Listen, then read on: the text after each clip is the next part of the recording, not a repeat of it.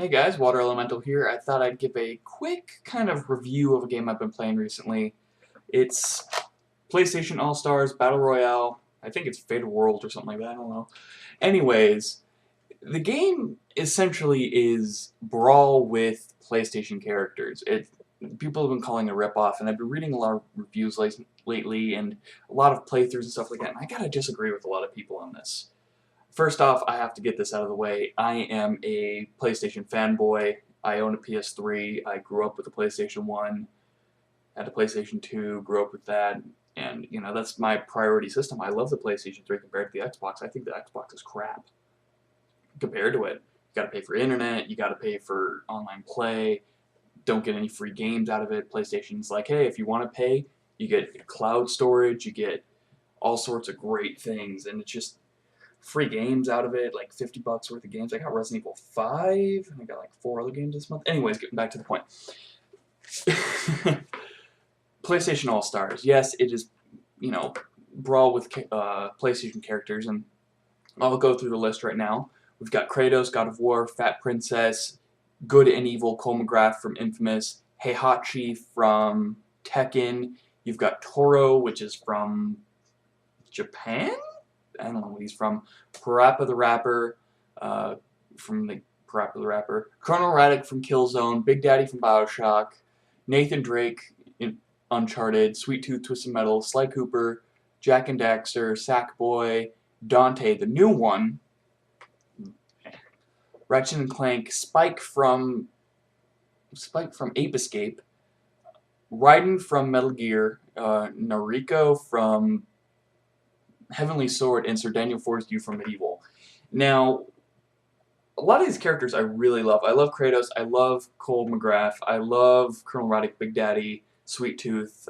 Sir Daniel Fortescue is probably one of my favorite characters in any game, and I love Medieval. It's one of my favorite games. It's in my top 10, so I kind of had to buy this game. It was obligatory, but it was just great to see him in a new game.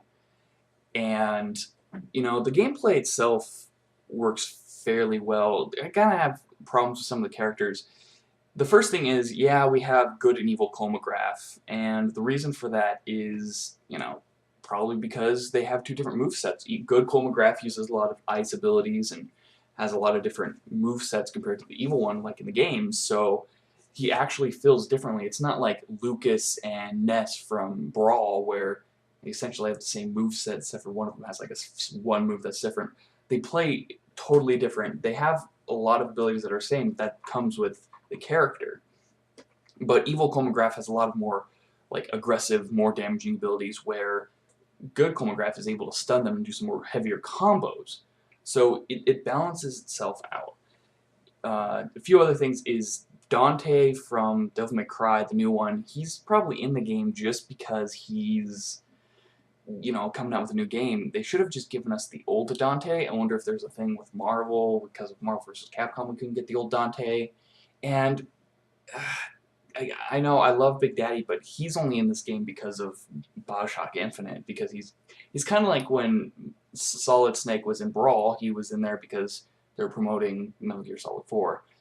But, more characters the merrier. The roster does kind of feel small, considering that there could have been more. I know they couldn't get they couldn't get Spyro because he is owned by Activision now, and Activision would have been able to give it away because of Skylanders and stuff, which is actually weird. They should have been able to do that to kind of cross promote, but and Banjo-Kazooie, I don't know why. I wonder if Insomniac or it's Naughty Dog. Naughty Dog owns. Yeah, it's Naughty Dog that owns Crash Bandicoot. They have Nathan Drake in here. I'm surprised they didn't put him in there unless they lost him or something. But yeah, that's pretty much it for the roster. They said they're going to have free DLC for 2 more characters. The guy from Skyhawk and this other chick, I can't remember her name, but they're going to be characters, and that's a good sign of that they're going to keep updating this game with more characters as time progresses, and it's not just going to be, one of those games that kind of fades after the year's over. So that's a good plus to it. I should actually get into the gameplay now. The gameplay is like Brawl. You have like a down X, down Y. You got different abilities. It kind of works like Brawl. But in this game, it's not ringing people out that you're aiming for. It's to get off your special combos. And that's where the one thing I like about this game is it's not like Brawl where people go Final Destination on no items with 3 stock, and people are really defensive where they're like ping, ping, ping from across the map, and then when someone tries to go in defensively, you roll out of the way and then counter, and it's pretty much counter game. This game, it's you got to be more aggressive to get the points, to get higher up, to actually get those skills. Now, there's 3 skill like upgrades. There's level 1, which in most cases it's a very unwieldy attack that can take out one person, but it's easy to recharge. Level 2 has some sort of attack that can hurt all 3 people if you time it right. And level 3 is pretty much like screen wipe, something like if you get like the smash ball. And its special effects, probably the coolest one is like the Big Daddy one, where he fills up the whole screen with water, and then from there he's able to swim around and then just bust people up. And Andrew Ryan's talking about it, and that one's really great. Sir Daniel Fortescue, he picks up like a shield, and you have to run up to him. Some of them take a little bit more skill than others. There's a few types of attacks. There's a straight up like basic, get close, pop it off, hit them, they're dead. There's a lot of like enhancement abilities where like you enrage and you can one-shot people, and then there's like ones where you have to stand close to them, and then kind of after a few seconds they blow up.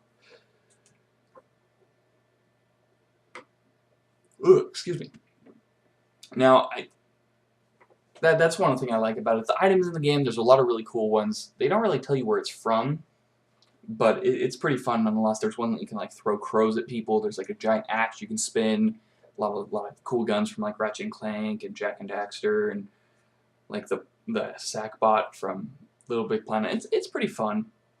The maps, they're really lacking in maps, I do have to say. There's like about 12 like distinct maps, and then you have like the generic couple of maps like the final boss map and stuff like that. But the maps are really well made. As the game progresses, you go into the game, it's like the Ratchet and Clank zone, blah, blah, blah. So you go in there, and it's like Ratchet and Clank, but it switches really rapidly. Like halfway through the game, it switches and it starts raining, and the Hydra from God of War comes up, and the Hydra starts attacking you, and there's like effects going on, and in the background, you know, the Ratchet and Clank characters are fighting, and then you got Cord, he gets eaten by it, and then he pops back out, and it's really high detail. One of my favorites is actually a Little Big Planet map where it starts out flat, but as the game progresses, it starts building itself. Like in Little Big Planet, like there's some terrain, we'll put some water here, we'll add this, add this, add this. And then once the map is built, it goes and it switches to buzz time, like the trivia game. And then from there, you have to keep fighting, and then he asks you a question about, like PlayStation, like, what game is Sir Daniel Fortescue from? It's a simple game question, but there's some really ones I've never heard of, like, what's the bad guy in Ape Escape? I'm like, fuck if I know. So, you know, I'm sitting there, I'm trying to, you know, figure that out. And you're hopping, and you have to get onto a platform, and you're fighting on that platform if you know it's the right answer, and you're trying to knock each other off, and if you get it wrong, you lose a lot of your special bar, but if you get it right, you don't, but people are fighting on that thing, so it kind of forces people to go to that part of the map, which is really fun, but they really need to add more. I can understand that some of them are really high detailed. There's one where, I think it's the one with like the yellow blob for the PSP,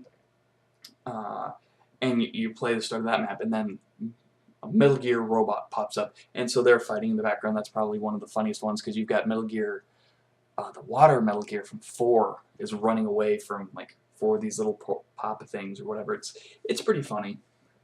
Some of the other cool things about this game is the fact that you can actually customize your character a little bit.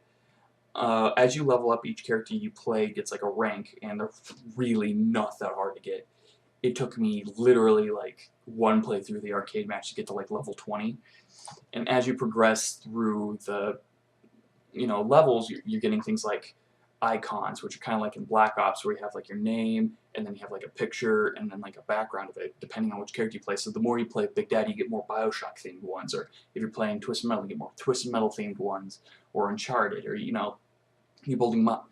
And then as you progress, you're also getting taunts. You can unlock one of 3 taunts. Like when you taunt, you can do like some crazy things, and they get funnier and funnier as they go, or cooler and cooler.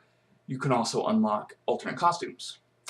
One of them did come with the pre-order. You get like a special one, but you can also unlock one in the game. So right now there's 3, which is really bad. Hopefully they can unlock more as time progresses, like as content, because I'd like to see more outfits. So getting those are pretty cool, but you can have alternate costumes, like Nathan Drake would be like in his Arctic outfit from 2, or Sweet Tooth is from the classic one, I think it is. I haven't seen the classic one. Raiden can have like different like armor sets. One of them doesn't have that crappy little face mask on him, so it's really cool. You can also unlock like intros and outros, so when you enter the game, it's not just the like walk up and go, hey, you can get one where like they're twirling their sword, or they're different things. It's really cool. And then you can also unlock victory music. So if you win, originally it's just like the theme's a dum dum dum dum dum. It's like the generic thing, but you can unlock the BioShock theme, or you can unlock the Uncharted main orchestral theme, or uh, you know, you unlock songs from the games that you're playing, from like the God of War, like epic orchestra, stuff like that. So that's another great thing where you can kind of tweak things around. Again, there's not many options to it, and it feels kind of like last minute, but it's a little bit better than just different color palettes. There isn't like a tournament mode, which I was hoping for. The online mode is essentially like a ranked system where you can unlock belts, and each belt has a different tier for it. There's one for free-for-all, 2v2, and stuff like worst vlog ever. I'm sorry. It's like 12 o'clock at night.